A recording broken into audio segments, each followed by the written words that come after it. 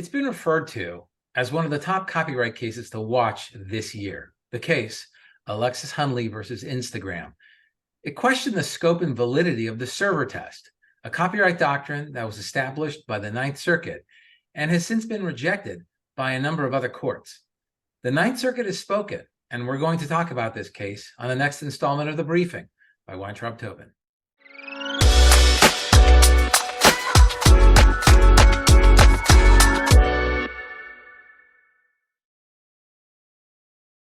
Alexis Hunley versus Instagram involved the potential class action claim against Instagram related to its embedding practice. The plaintiffs were two photojournalists whose photographs were featured on websites of various media outlets without a license. Hunley alleged that Instagram provided an embedding tool, which allowed the photos or videos posted on an Instagram account to be simultaneously displayed on third-party websites. Hunley alleged that these third parties who displayed her photos via the use of Instagram's embedding tool committed direct copyright infringement, and that Instagram was secondarily liable for infringement. Embedding is the process of copying unique HTML code assigned to the location of a digital copy of a photo or video published to the internet, and the insertion of that code into a target web page or social media post enables that photo or video to be linked for display within the target post. The lower court tossed the case, holding that the third-party media companies that displayed the photographs, Time and BuzzFeed to name a few, were not liable for direct copyright infringement, and as a result, Instagram was not liable for secondary copyright infringement. The district court concluded that the Ninth Circuit's 2007 opinion in Perfect 10 versus Amazon, which established the server test, precluded relief to Hunley. To violate the public display right, infringers must display copies of the copyrighted work. The district court held that the embedding websites do not store an image or video and do not communicate a copy of the image or video, and thus do not violate the copyright owner's exclusive display right. Under Perfect 10, an alleged infringer displays an image in violation of a copyright holder's rights only if a copy of the image is embodied, stored, on a computer server or other storage device. The court concluded that because Time and BuzzFeed did not store the image files on their actual servers, they were not liable for direct copyright infringement. And because there was no underlying direct infringement, Instagram could not be secondarily liable. The court invited the plaintiffs to raise their issue with the Ninth Circuit if they believed the server test violated copyright law.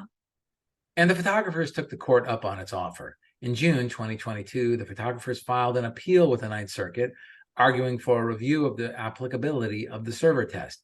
They claimed that the server test was outdated and impractical, and argued that it had been widely rejected by virtually every court throughout the country that had considered the same issue. In their appeal, the photographers argued that the server test is a technological loophole that did not exist when the Copyright Act was enacted by Congress, which has no support or explanation in the plain language of the Copyright Act, and for which no public policy justification exists. The photographers also argued that the district court went well beyond the scope of applicability of Perfect 10. Perfect 10 applied to the use of embedded images in a search engine, not third-party website publishers. The plaintiffs contended that no court has expanded the server test to apply to embedding technology from Instagram or other social media platforms to third-party website publishers. The photographers' appeal didn't quite go as hoped. The Ninth Circuit rejected their arguments that Instagram's embedding tool violated their right of public display, and also rejected all of their arguments for getting rid of or limiting the scope of the server test. That's right. The court rejected Hunley's argument that the server test should only apply to search engines and should not extend to content embedded into commercial websites from social media platforms.